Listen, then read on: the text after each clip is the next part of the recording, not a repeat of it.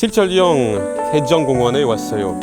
선생님 설명해 주실 거예요. 네, 반갑습니다. 반갑습니다. 네, 저는 거제시 문화관광 해설사 유순도입니다. 네.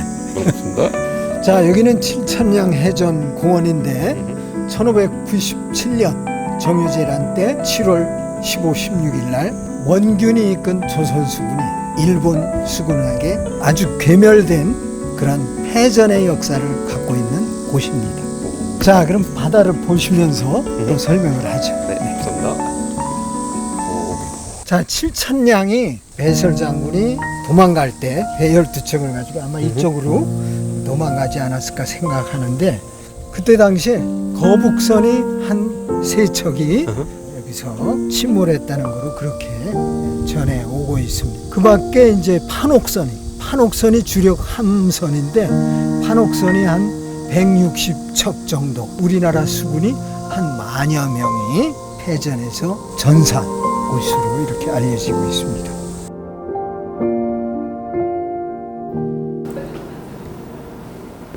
우리가 안에 들어가 봤는데 이곳은 설명요? 예. 네, 알겠습니다. 이쪽으로 가시죠. 자, 여기 정유재란에 대한 배경을 잠깐 얘기하겠습니다. 사실 임진년에 일어난 왜군의 난인데 7년 전쟁입니다. 그리고 임진년에 처음 일어났지만은 정유년에 재침을 했어요. 그래서 정유재란이라고 그러고, 임진년에는 가도정명, 우리가 명나라를 칠 때니까 너네 길을 비켜라 하는 것이 명분이었지만은 정유재란 때는 아주 복수의 칼을 갈고 이번에는 침략전쟁, 그리고 노예전쟁, 그리고 도예전쟁이었다고 이렇게 볼 수 있습니다. 그래서 정유재란 때는 아주 피해가 많았다 이렇게 볼 수 있습니다. 그리고 칠천량 해전은 정유재란 때 일어났던 크게 우리가 패한 전쟁이기도 합니다. 네, 가시죠. 자, 정유재란 때 도요토미 히데요시가 재침을 명령할 때는 이번에 가면은 조선 백성들을 다 죽여라, 그리고 도예공을 데려오고 코를 베어하라 그래서요. 그러면 코를 많이 베어가면은 그거를 영수증으로 해주고 상을 내렸어요. 그래서 그렇게 정유재란에 대해서는 아주 칼을 갈고 침략을 한 그런 전쟁이라고 볼 수 있습니다. 그런데 문제는 이순신 장군이었어요.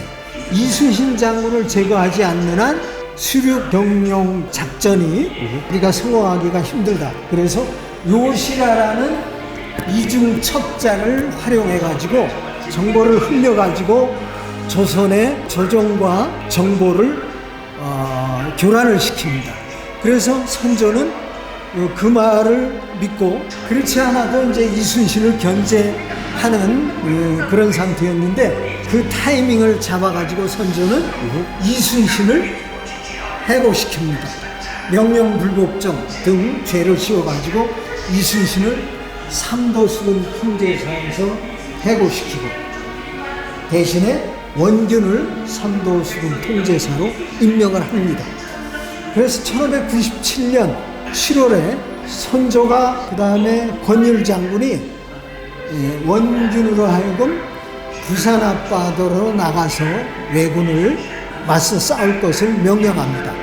그러나 원균도 보니까 이 전쟁의 승산이 확실하지가 않아서 사실은 주저주저하고 시위를 끌고 있었는데, 선조와 권율은 왜 명령을 지키지 않느냐, 빨리 나가서 왜군을 맞이해서 싸우라 하고 곤장을 치기도 합니다. 원균의 곤장을 쳐서 빨리 나가게끔 합니다. 그래서 원균이 삼도수군 통제사가 돼가지고 이제 수군을 총지휘합니다. 지금으로 말하면 해군 총사령관. 그래서 싸움을 하게 되는데, 그것이 1597년 7월 14, 15일, 16일 부산 앞바다와 칠천량에서 싸우게 되는 칠천량 해전입니다. 그래서 7월 14일 날 부산포 앞바다까지 그냥 싸우다가 후퇴하고 이러면서 밀리면서 하다가 가덕도에 후퇴하고 그 다음에는 가덕도에서 한 400여 명이 몰살당하고 이 칠천도로 후퇴하게 됩니다.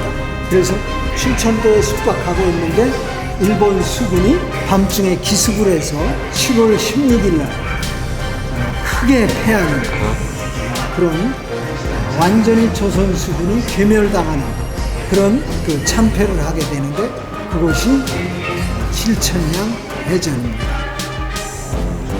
자, 여기는 이제 그 당시의 해전 모습입니다. 조선의 주력 함대는 판옥선에 저 큰 거 한 42m 되고 높이가 좀 높고요.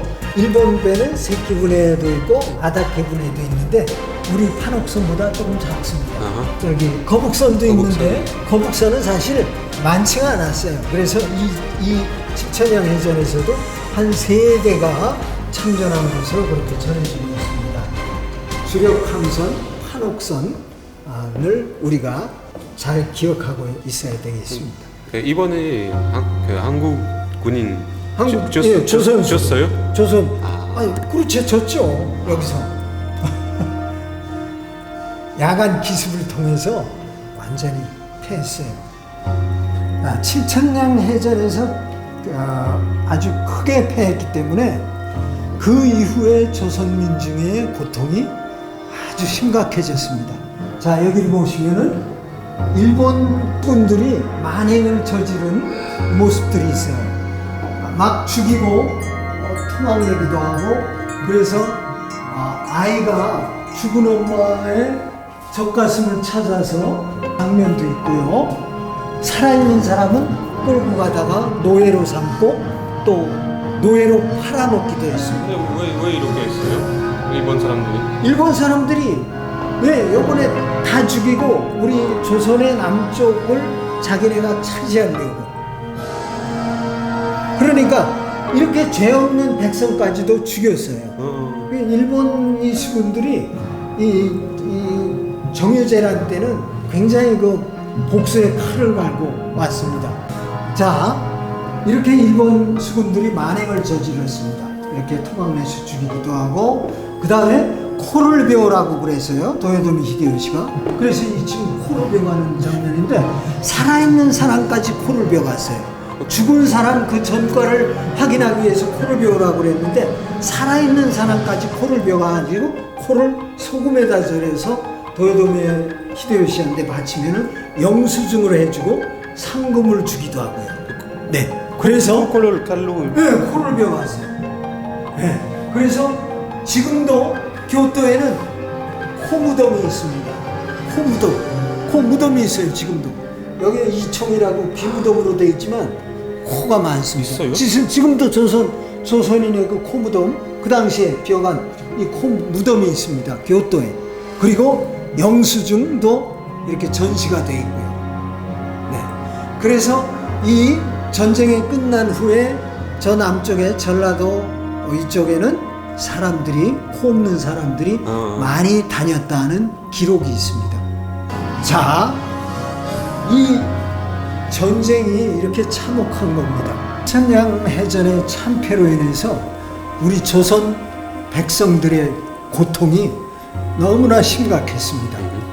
정말 코 없는 사람, 산 사람은 데려다가 노예로 삼고 팔아먹기도 하고 자, 이런 고통의 원인은 사실은 백성들보다는 우리 정치 지도자, 우리 선조대왕이 좀 더 지혜롭게 우리 국난을 극복했다면은 우리 백성들에게 그런 고통은 좀 덜었을 수도 있었겠죠. 그런데 임금뿐만 아니라 원균이라는 지휘관의 그 통솔력이라든가 전술이라든가 이런 면에서도 좀 우리가 들여다보고 반성해야 될 점이 있다고 생각합니다. 다행히 이 참패 이후 3개월 후에 이순신 장군이 배설 장군이 12척의 배를 가지고 도망간 그 배를 추스리고 해잔병을 추스려 가지고 명량해전이라는 해전에서 크게 이겼습니다. 신에게는 12척의 배가 남아 있사옵니다. 바람 앞에 촛불 같은 이 국난을 다시 극복하고 헤쳐나올 수 있는 그런 계기가 됐습니다. 우리 조선에는 이순신 장군이 있었습니다. 정말 다행이죠. 선생님 이거 뭐예요? 칠천양 해전 때 여기 해전에서 많이 수군들이 죽지 않았습니까? 그래서 그분들의 영령을 추모하기 위해서 만들어 놓은 겁니다. 네. 여기서 우리 잠깐 1분 동안 한번 저 영령들을 추모할까요? 어떻게 해야 돼요? 네, 1분 동안 묵상하면, 네, 묵념하면 됩니다. 네, 하고 기억하면 됩니다. 네, 묵념.